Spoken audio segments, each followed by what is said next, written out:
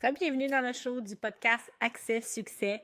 Aujourd'hui, je te parle d'un sujet, on va parler de recrutement, mais pas à la traditionnelle que tu connais. Donc, je veux t'inviter à arrêter de chercher la perle rare et je veux t'aider à faire pousser des diamants littéralement dans ton entreprise. Donc, d'entrée de jeu, si tu t'attends la personne parfaite au jour 1 que tu embauches quelqu'un, puis tu penses que cette personne-là va être capable déjà de tout faire, tu risques d'attendre longtemps, même si tu engages la personne la plus compétente. Puis pendant ce temps-là, ton équipe souffre, tu souffres le travail, tu portes le travail de 3 personnes, littéralement, probablement. Tu te demandes pourquoi ça avance pas. Et aujourd'hui, je veux t'expliquer comment changer peut-être ton mindset, ton approche pour arrêter de chercher la perle rare et faire pousser des diamants.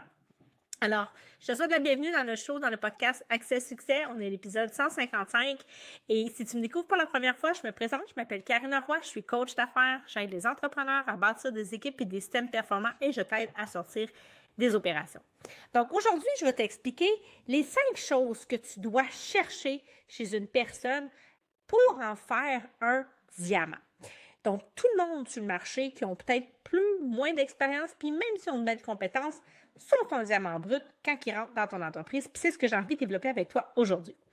Donc, la majorité des entrepreneurs que j'accompagne ont vraiment la croyance profonde et ancrée que la bonne recrue, ça se trouve pas, ou ça se trouve, puis en fait, oui, il y en a. Il peut vraiment en avoir, mais moi, ce que j'ai envie de vous dire, c'est qu'on va arrêter de regarder que des CV. Surtout qu'aujourd'hui, on peut avoir toutes sortes de choses décrites dans les CV, puis c'est pas nécessairement la réalité. On veut quelqu'un qui arrive déjà formé. Ça, c'est l'attente qu'on a, hein? Déjà parfaitement aligné avec notre culture, déjà autonome, puis on pense que l'affaire va être guidou, puis ça va être super facile. Mais pendant qu'on cherche cette licorne-là, les postes se comblent pas, les équipes s'épuisent et vous vous épuisez aussi à chercher, à essayer et à porter tous les chapeaux. Donc, je vous invite à mettre une lunette différente aujourd'hui, à regarder les choses différemment parce que recruter, c'est pas trouver quelqu'un de parfait, OK?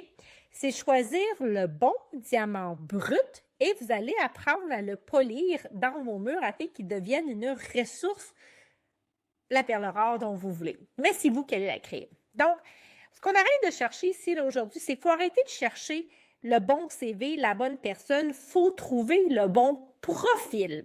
Le bon profil de personne. Et pourquoi c'est si important? Parce que d'apprendre à faire certaines tâches, c'est pas ça le défi, bien généralement, c'est comment la personne va se comporter. Alors, je te donne 5 critères que je veux que tu portes attention, puis reste jusqu'à la fin, parce que je t'explique les erreurs fréquentes que les gens font. Donc, si tu me découvres encore une fois pour la première fois, je t'invite à t'abonner à la chaîne, à faire un j'aime.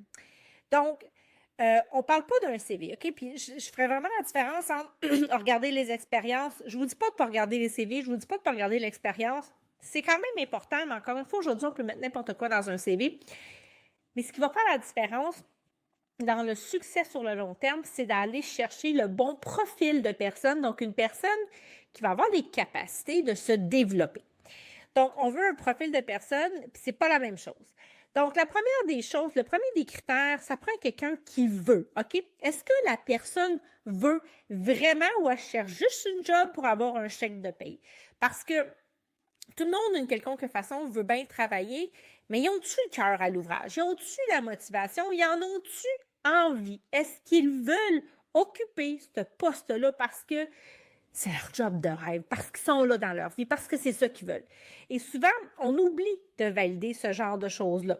Et dans le fond, c'est ça qui va venir faire la différence au niveau surtout de la motivation de la personne.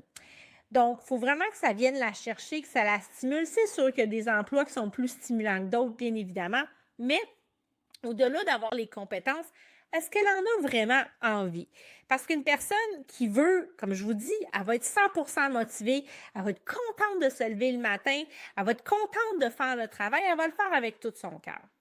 Mais on ne peut pas forcer la volonté. Et ça, c'est important. Puis on peut avoir une personne qu'on engage qui a plein de bonne volonté, puis au final, elle va peut-être vivre des choses dans sa vie, puis ça peut arriver. Il va y avoir des périodes, des fois, où elle va peut-être avoir moins de volonté, mais de façon générale, elle la veut, la job. Elle est attirée, ça la stimule. Donc, en entrevue, posez des questions sur le pourquoi. pas juste sur le quoi, OK? Qu'est-ce qui l'a amené dans ce domaine-là? Qu'est-ce qu'il ou aime vraiment dans ce type de travail-là? Qu'est-ce qui l'attire? Qu'est-ce qui la stimule pour qu'elle ait envie de poster là-dessus? Donc, on veut aller mesurer ça. Deuxième des choses qu'on veut regarder, évidemment, c'est les compétences. Donc, au-delà de bien vouloir, il faut que la personne ait un minimum de compétences pour le poste. Donc, est-ce qu'elle a les bases minimales requises pour le poste que vous cherchez? Donc, elle n'a pas besoin de tout savoir, mais il faut qu'il y ait quand même un plancher qui est non négociable pour avoir un certain niveau de sécurité puis une certaine qualité des soins, des services, whatever, ce que vous allez pour comment vous allez utiliser la personne. Donc, si vous cherchez un ingénieur, bien, la personne va avoir une formation, évidemment, en ingénierie. Donc, si vous cherchez un technicien spécialisé, certaines bases sont non négociables. Donc, évidemment, la question ici, c'est pas est-ce qu'elle sait tout faire? La question, c'est est-ce que les compétences minimales sont là pour qu'elle puisse apprendre le reste et devenir un expert? Et la différence entre partir de zéro puis partir d'une fondation, c'est vraiment celle-là. Il faut qu'il y ait un minimum de compétences. Donc, tu sais, c'est là on va regarder aussi des fois les années d'expérience. Fait que c'est peut-être, on n'aura pas quelqu'un qui va avoir 15, 20, 30 ans d'expérience. Puis en soi, ça peut être bien. Parce que quelqu'un qui a beaucoup, beaucoup d'expérience, oui, il y a beaucoup de connaissances, il y a beaucoup d'expérience, mais ils ont plein de vices qui se sont installés. On a mieux d'avoir quelqu'un de peut-être un petit peu plus vert qu'on peut bien mouler à sa mouture de son entreprise. Maintenant, la troisième des choses, et celle-là, elle est super importante et elle est souvent escamotée et minimisée par les chefs d'entreprise, c'est est-ce que la personne, maintenant qu'elle a la volonté, elle a les compétences, est-ce qu'elle a véritablement la capacité de faire ce travail-là? Parce que des fois, ils sont juste pas capables. C'est malheureux, c'est plate à dire, mais c'est quand même ça, ils sont juste pas capables de le faire, même s'ils veulent. Donc, c'est souvent là que ça accroche, OK? Et c'est probablement l'angle le plus sous-estimé, encore une fois, comme je vous ai dit, parce que des fois, on n'a pas toujours la capacité de le voir en entrevue. Donc, la volonté, c'est le moteur. Les compétences, évidemment, c'est le bagage dont ils ont besoin, mais la capacité, c'est votre réalité terrain. C'est vraiment quand la personne va être live puis qu'elle va être dans l'action que vous allez voir c'est là la capacité ou pas. Donc, une personne peut vouloir, encore une fois, intensément avoir tous les diplômes, mais si elle n'a pas la capacité d'exécuter dans votre réalité à vous, ça ne fonctionnera juste pas. Donc, exemple, elle veut gérer une équipe, mais n'a jamais eu à gérer des conflits. Donc, est-ce qu'elle va avoir la capacité de le faire maintenant dans ce contexte-là? Donc, c'est toujours une question aussi, c'est quoi la réalité de votre milieu? C'est quoi le contexte? Ça ne veut pas dire qu'elle ne peut pas un jour développer ces capacités-là, mais elle ne les a peut-être pas.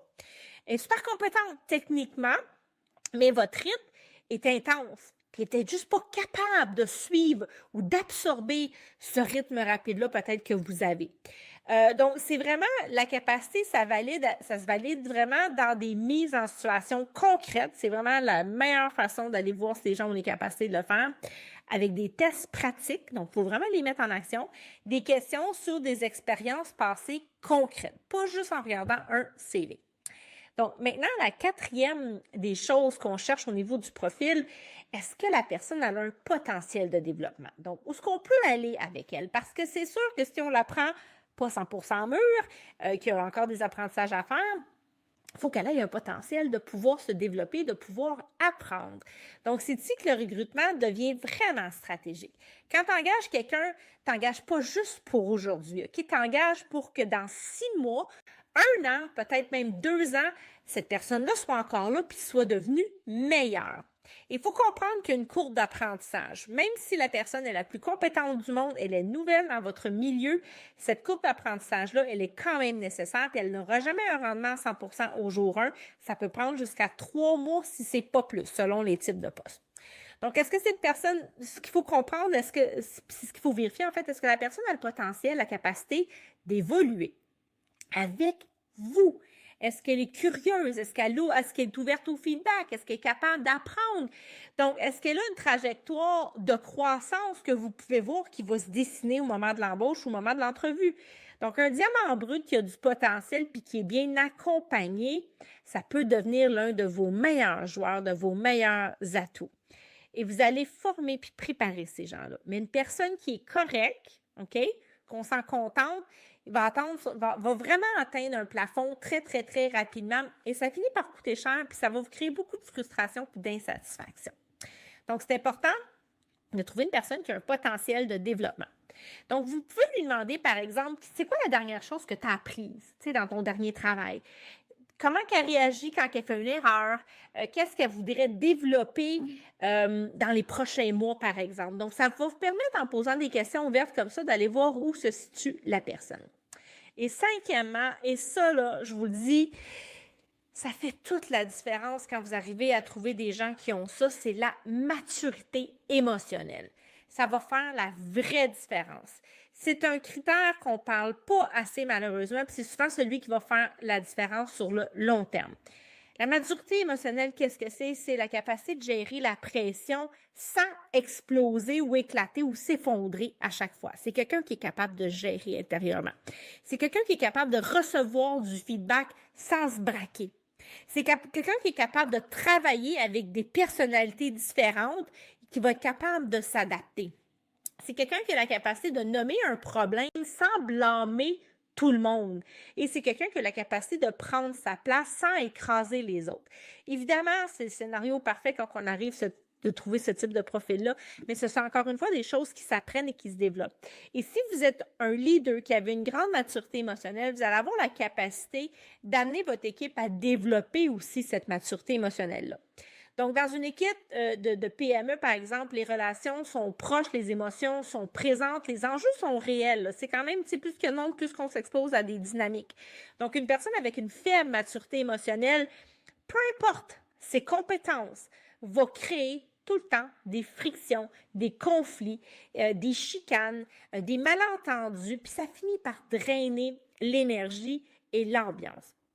Et ça va être lourd pour vous de gérer. Donc, évidemment, ça, c'est un défi dans la société. On va se le dire, là, la maturité émotionnelle, c'est pas encore quelque chose qui est encore super développé. Malheureusement, on n'apprend pas ça tant que ça à l'école. Mais il y en a qui ont une certaine sagesse puis une certaine maturité émotionnelle, puis c'est vers ça qu'on veut tendre. Donc, je le nomme parce que c'est quelque chose à regarder, puis c'est vraiment quelque chose qui va faire la différence. Encore une fois, vous pouvez observer comment la personne parle de ses anciens employeurs, de ses anciens collègues, de situations difficiles passées. Est-ce qu'elle parle de façon mature et responsable avec qu'est-ce qu'elle a retenu, qu'est-ce qu'elle a appris de ça, ou elle parle en mal? Comprenez-vous? Ça va déjà vous donner une idée du niveau de maturité émotionnelle de la personne. Donc, ça va parler fois mille. Maintenant, je t'ai promis une petite chose à la fin. Donc, les erreurs fréquentes que l'on fait. OK? Puis avant de terminer, je veux vraiment nommer les erreurs que je vois le plus souvent, que je veux qu'on arrête de normaliser parce que c'est pas vrai que c'est normal. Et la première, elle va peut-être vous déranger, elle va peut-être choquer beaucoup de monde, mais elle est vraiment, vraiment fréquente. Je vous dis pas qu'il faut pas le faire, mais je pense que de regarder les 5 critères que je viens de vous donner, c'est quand même essentiel et important. Engager quelqu'un qu'on connaît pour lui rendre service. Croyez-moi, vous ne rendez pas service à personne, ni à cette personne-là, ni à vous-même. Et là, je vous parle de famille, d'amis, d'anciennes connaissances. L'intention est belle, mais la personne, si elle ne répond pas à vos 5 critères, je vous garantis que ça va être encore plus difficile à gérer parce que vous avez un lien, vous avez une connexion avec cette personne-là, vous la connaissez. Donc, en fait, c'est se rendre un mauvais service à tout le monde, mais tu sais, il faut vraiment qu'elle réponde à vos critères et vous allez devoir mettre un cadre beaucoup plus clair, beaucoup plus serré parce que vous connaissez la personne dès le départ. Donc ça, c'est la première des choses, c'est la première erreur que je vois très, très, très souvent, puis on le fait. Ça part d'un espace de bon cœur, on veut aider, on cherche du monde, on veut quelqu'un qu'on connaît, on pense qu'on va bien s'entendre avec la personne, puis c'est pas parce que tu t'entends bien avec la personne qu'elle a nécessairement tout ce que ça prend, elle a le profil de l'emploi. Vous comprenez? Maintenant, l'autre chose, c'est confondre le CV avec le profil. Donc, un beau CV, c'est impressionnant. On peut s'emballer facilement, puis c'est comme « Wow, j'ai trouvé le jackpot! » On va se le dire. Mais ça ne dit pas si la personne a la maturité. Ça a la volonté et le potentiel de développement. Donc, allez creuser un peu plus loin. Ne vous attardez pas juste à ce qui paraît beau. Le shiny object, des fois, c'est un cadeau mal emballé. Alors, allez creuser. Faites vos devoirs avec diligence. L'autre chose, attendre la personne parfaite. Là, c'est comme attendre le moment parfait pour passer à l'action. T'sais, ça n'existe pas. Okay? Il n'y a pas personne de parfait. Vous n'êtes pas parfait, vos employés ne seront pas parfaits. Ou du moins, elle ne sera jamais parfaite dès le jour. On peut trouver encore une fois un profil excellent, Ça ne veut pas dire qu'au jour 1, cette personne-là va être A1. Donc, ce que tu cherches, c'est la bonne fondation. C'est quelqu'un qui est bien constitué, qui va être capable d'apprendre, de se développer, puis ça va vraiment devenir un beau diamant que tu vas polir et qui va commencer à shiner entre tes murs. Et finalement, l'autre erreur la plus fréquente, c'est de négliger avec diligence l'onboarding, donc l'accueil, l'intégration, parce qu'on pense que la personne est bonne. J'ai pas trop besoin d'y montrer assez, elle connaît sa job, c'est comme, hey, ça va aller super vite. Non, même le meilleur candidat a besoin d'être accueilli, a besoin d'être intégré et orienté. Et vous devez nommer vos attentes, vous devez expliquer comment ça fonctionne. Peut-être que vous ne montrez pas toutes les compétences techniques que la personne devrait déjà avoir, mais il y a un minimum qui doit être fait. Donc, on ne les parachute pas comme ça toute seule, sans soutien, sans aide, et on les intègre adéquatement. Alors voilà, c'est ce que j'ai pour toi aujourd'hui. J'espère que ça t'aide, ces choses-là. Prends ça en note, c'est très, très important, c'est très pertinent. Recruter, c'est vraiment un acte de leadership que tu peux poser comme entrepreneur. Parce que chaque personne que tu fais entrer dans ton entreprise, dans ton équipe, va venir avec une énergie, va venir avec une façon d'être. Et ça a un impact sur tout le reste. Et vous savez comme moi qu'une pomme pourrite dans un panier, ça contamine le reste des fruits. Donc, on veut pas ça. Vous avez une responsabilité à jouer dans cette embauche-là. C'est pas vous, c'est un gestionnaire à qui vous l'avez délégué, mais vous avez un rôle important. Ne le minimisez pas. Donc, la prochaine fois que vous vous dites « j'arrive pas à trouver la perle rare », je pense que c'est le temps de faire un shift mental, de commencer à regarder est-ce que je suis capable de trouver des profils qui pourraient potentiellement bien se développer, qui répondent aux critères que je viens de vous donner et qui vont devenir ma perle rare. Et après ça, votre job, c'est de les garder à l'emploi. Parce que si vous ne faites pas le nécessaire pour que les gens soient bien, soient heureux, ils vont quitter. Ces gens-là sont intelligents, ils ne veulent pas ça. Donc, vous avez aussi un rôle à jouer. Mais les diamants bruts, il y en a plein. Et c'est toi qui dois savoir comment les reconnaître et les polir. C'est ça ta job, c'est ça ton grand défi. Alors, si tu as envie d'aller plus loin, si tu as envie de savoir comment aller justement soutenir, mettre en place, comment aider ces diamants bruts-là à se développer, c'est exactement ce qu'on fait à l'Académie. Alors, ne te gêne surtout pas. Réserve un appel avec nous. On va regarder ta situation. On va te dire si c'est pour toi ou pas.